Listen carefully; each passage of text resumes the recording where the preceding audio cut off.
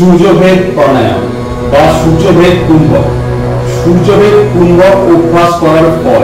সূর্যভেদ কুম্ভক অভ্যাস করলে শরীরের মধ্যে উত্তাপ তৈরি হয়, অর্থাৎ শীতকালে যদি সূর্যভেদ কুম্ভক অভ্যাস করা হয় তাহলে শরীর গরম হতে থাকে। এছাড়া কুম্ভক বা প্রাণায়াম অভ্যাস করলে শরীরের বায়ু দোষ নষ্ট হয়, কৃমি রোগ বিনষ্ট হয়, যঠরাগ্নি বর্ধিত হয়।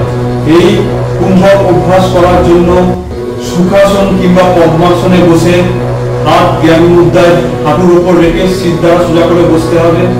এরপর হাত বিষ্ণু মুদ্রায় নিয়ে ডান নাসিকা অর্থাৎ সূর্য নাড়ি দিয়ে শ্বাস গ্রহণ করে যথাসম্ভব কুম্ভক করার পর বৃদ্ধাঙ্গুলি দিয়ে ডান নাসিকা বন্ধ করে বাম নাসিকা দিয়ে ধীরে ধীরে রেচক করার পদ্ধতি হচ্ছে সূর্যভেদ কুম্ভক বা সূর্যভেদ প্রাণায়াম অভ্যাসের পদ্ধতি। তাহলে কিভাবে করতে হবে? হাত বিষ্ণু মুদ্রা নিতে হবে। প্রথমে অনামিকা দিয়ে বাম নাসিকা বন্ধ করে ডান নাসিকা দিয়ে পুরো করতে হবে।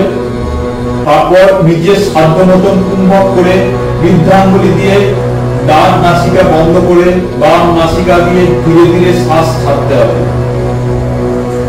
এইটি হচ্ছে এক ক্রম। এইভাবে নিজের সামর্থ্য অনুযায়ী অভ্যাস করতে হবে। কিন্তু যাদের শারীরিক সমস্যা রয়েছে, যেরকম হার্টের সমস্যা বা লাঞ্চের কোন রকম সমস্যা রয়েছে, তারা এই প্রাণায়াম অভ্যাস করার সময় কুম্ভক করবেন না। কুম্ভক বাদ দিয়ে বাকি অংশটা অভ্যাস করবেন। যাদের শারীরিক সমস্যা রয়েছে তারা এইভাবে অভ্যাস করবেন, কিন্তু যাদের কোন রকম শারীরিক সমস্যা নেই ক্ষমতা অনুযায়ী কুম্ভক অভ্যাস করবেন।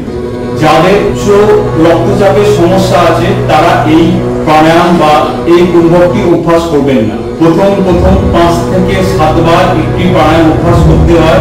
ধীরে ধীরে যখন অভ্যাস হয়ে যায় তখন প্রাণায়ামের সংখ্যা বাড়ানো যেতে পারে। সূর্যভেদী প্রাণায়ামের উপকারিতা। এই প্রাণায়াম অভ্যাসের পদ্ধতি সম্পর্কে আমরা জানলাম। এবার চলুন জেনে নিই এই প্রাণায়াম অভ্যাসের ফলে কোন ধরনের লাভ আমরা পেতে পারি। শরীরে গ্যাস এবং শ্লেষ্মার পরিমাণ কমায়, অভ্যন্তরীণ শক্তি এবং তাপমাত্রা বৃদ্ধি হয়, পিত্ত প্রবাহ বৃদ্ধি করে, শরীরে রক্ত চলাচল বাড়ায় এবং রক্ত পরিশ্রুত হতে সাহায্য করে, রক্তে অক্সিজেনের পরিমাণ বৃদ্ধি করে।